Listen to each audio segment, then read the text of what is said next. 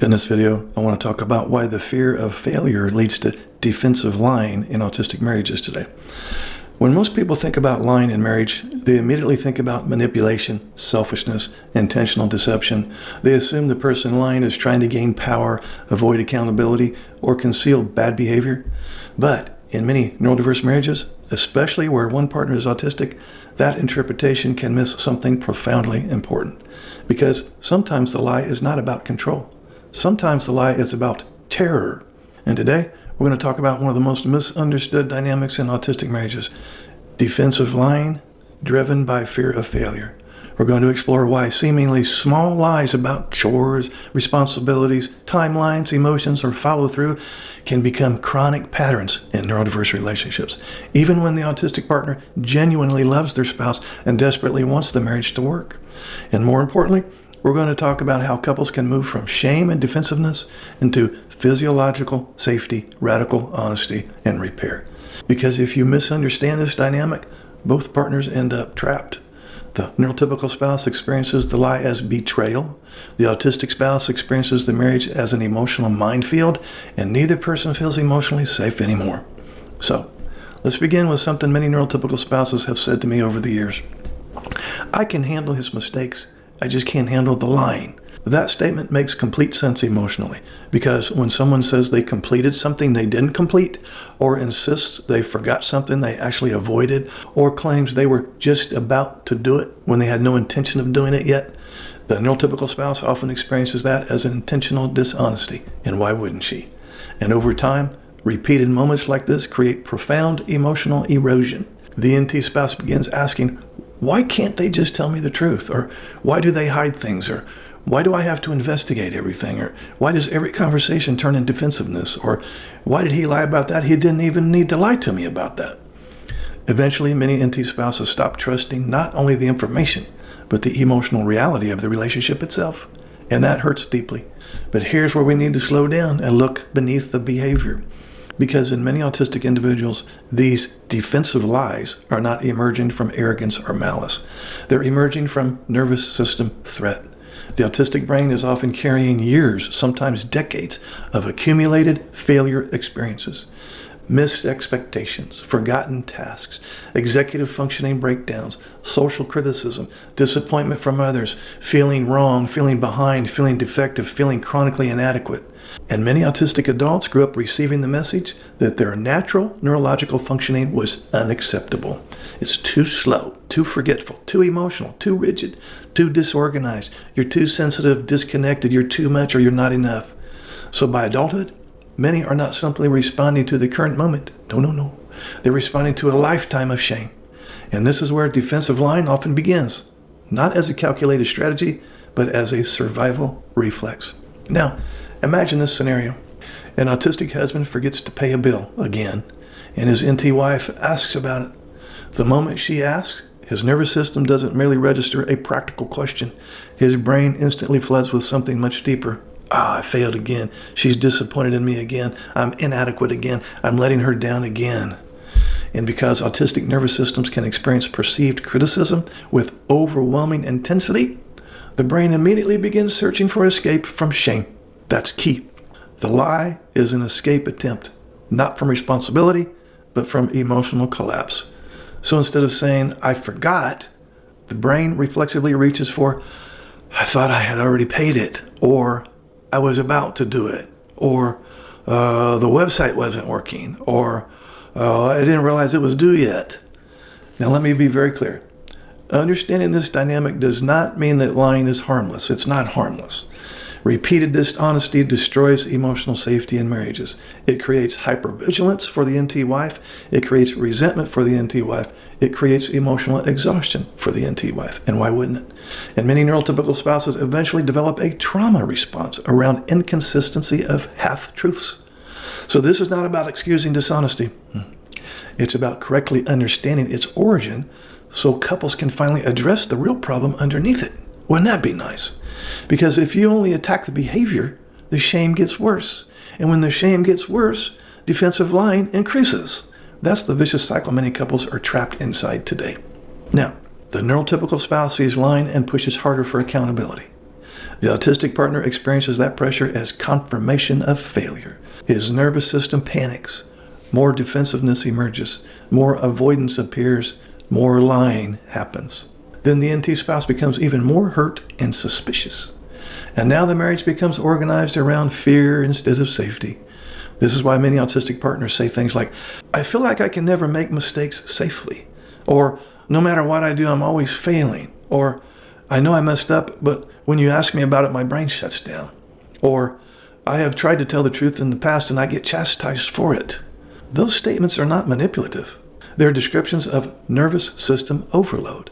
And if couples don't understand that difference, they often personalize neurological defense mechanisms as intentional emotional cruelty.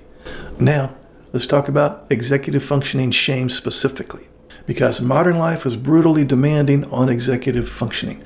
There's bills, appointments, text messages, emails, deadlines, parenting logistics. There's also scheduling, household management, emotional labor, task switching, memory tracking, future planning.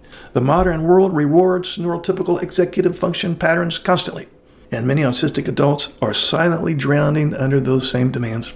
Not because they don't care, but because initiation, prioritization, working memory, task sequencing, and cognitive switching can become neurologically exhausting. Now, add marriage into the equation. Now the autistic partner often feels constantly observed, constantly measured, constantly behind. Every forgotten task can feel like proof of inadequacy. Every disappointed facial expression coming from the NT wife can feel catastrophic. Every conversation about responsibilities activates the old shame wounds. And once shame becomes chronic, honesty disappears, because honesty feels emotionally dangerous. That's important to understand. For many autistic individuals, admitting failure doesn't feel emotionally neutral. It feels annihilating. So the brain unconsciously reaches for protection, which is deflection, minimization, excuses, partial truths, omission, optimistic distortions. Not because the person necessarily wants to deceive. Your ASD spouse derives no pleasure from that, but because the nervous system is trying to survive exposure to shame. Now, unfortunately, neurotypical spouses often interpret this very differently. They think, well, if you loved me, you'd just tell me the truth. But from the autistic nervous system's perspective, the deeper fear is often, well, if I tell the truth, I'm losing emotional safety. It's going to be a setup for me to be crucified. And that creates a devastating paradox. The very thing the NT spouse needs for safety, which is honesty, is the very thing the autistic partner may associate with danger. This is why many neurodiverse couples get stuck in endless loops. One partner pushes for truth, the other partner's nervous system experiences threat. Defensiveness escalates, truth erodes further, and eventually, both people feel emotionally alone. So, let's look at what actually helps. How do couples break this cycle? Okay, well, the answer is not lowering accountability. Let's start off with that. It's increasing psychological safety while strengthening accountability. Both matter, not one or the other. Because honesty grows best in environments where truth does not automatically lead to humiliation. Now, let me clarify something carefully here. Psychological safety does not mean the neurotypical spouse suppresses her pain. It does not mean pretending dishonesty doesn't hurt. And it certainly does not mean tolerating chronic deception indefinitely. What it means is creating conditions where failure can be admitted without immediate emotional annihilation. That changes everything. Because when the autistic nervous system no longer experiences mistakes as catastrophic identity threats, the need for defensive protection decreases dramatically. So here's some practical strategies that help many neurodiverse couples. First, separate failure from character. Instead of, well, you lied to me again, try, I think your nervous system panicked because you felt ashamed, but I still need honesty from you. That distinction matters enormously, because now the behavior is being addressed without defining the ASD spouse as morally defective. Second, reward transparency aggressively. Many couples unintentionally punish honesty. The autistic partner finally admits a mistake and immediately gets flooded with anger, criticism, interrogation, or emotional intensity. The nervous system learns honesty equals pain. Truth equals punishment. So next time, the brain hides again. Instead, couples need moments where honesty is met with calm structure. For example, thank you for telling me the truth. I know that was hard for you. Now let's solve the problem together. That response builds safety around truth-telling. Third, reduce ambiguity around expectations. Executive dysfunction thrives in vagueness. Many people on the spectrum do far better with concrete systems than emotional pressure. That would be shared calendars, written agreements, task apps, visual reminders, checklists, weekly planning meetings, not because they're childish, but because external structure reduces internal overwhelm. Fourth, normalize repair language. Couples need scripts that interpret shame spirals quickly. For example, the ASD spouse can say, "My brain wants to defend itself right now because I feel ashamed." Or he can say, "I'm tempted to minimize this because I'm afraid of disappointing you." That kind of radical transparency can completely transform conversations. Because now, the ASD spouse is no longer fighting hidden defensiveness. The defensiveness is being named openly, and that openness builds trust. Now, one of the most powerful shifts neurodiverse couples can make is this: moving from interrogation to collaborative truth-seeking. The goal is no longer catch the lie. The goal becomes understand what made honesty feel unsafe. That shift changes the emotional atmosphere of the marriage profoundly. Because underneath defensive lies is not a person who wants to betray their spouse. It's a person who feels fundamentally inadequate and terrified of confirming it yet again. And when that fear remains unnamed, couples accidentally fight the symptom instead of the wound. Now, I also want to speak directly to the autistic partners watching this. If you recognize yourself in this conversation, you need to understand something important. Your shame makes sense, but your spouse still needs reality. Not optimistic versions of reality, not edited reality, not protected reality, but reality. Trust can't survive long-term without honesty. Even when honesty feels humiliating, we still need to be transparent. Even when your nervous system screams at you to protect yourself. And the path forward is not becoming perfect. It's becoming transparent sooner. That's the goal. Not perfection, transparency. Because intimacy is built through truth. Let me repeat that. Intimacy is built through truth, not performance, not image management, not avoidance, but truth. And ironically, many autistic partners discover that the honesty they feared would destroy the relationship is actually what begins healing it. And to the neurotypical spouses watching this, your pain is real too. Repeated defensive lying creates profound emotional instability. You're not too sensitive for struggling with it. You're not irrational for wanting consistency. But if you can begin seeing some of these behaviors through a neurological lens rather than purely a moral lens, it may help you approach the problem differently. Not softer, not weaker, but wiser. Because shame-driven defense mechanisms rarely disappear through pressure. Safety matters, structure matters, understanding matters, and accountability matters too. Healthy neurodiverse marriages require all four. Now the truth is this: many neurodiverse marriages are not collapsing because love is absent. They're collapsing because fear has taken over the communication system. Fear of failure, fear of inadequacy, fear of disappointing each other, fear of not being enough. And when fear governs communication, people start hiding. But healing begins when couples create enough emotional safety that hiding is no longer necessary.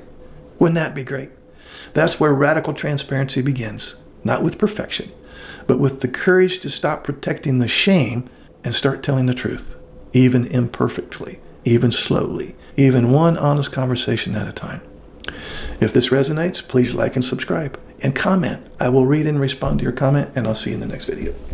Would you like to schedule a paid private coaching session? This will be in the form of a face-to-face Zoom call. Underneath any of my videos, you'll see this Calendly link. If you click on that link, it'll open up my calendar. You can pick the available days and times that works for your schedule. You'll get a follow-up email immediately after purchasing a session that will have the Zoom link that coincides with the day and time that you picked. I will get an email too that you scheduled a session, and I will be available on that exact day and time, and we will talk. I look forward to working with you. Hey guys, this is Mark. Some of you may not know that I have a lot of books on Amazon. So if you like my videos, you'll like my books. I have several for ASD spouses, for NT spouses, and for the neurodiverse couple. Underneath any of my videos, you'll see this link. Feel free to click on that link and see what's available. I'm sure you'll find something that applies to you. So if you're struggling in your neurodiverse marriage, help is available, one click away.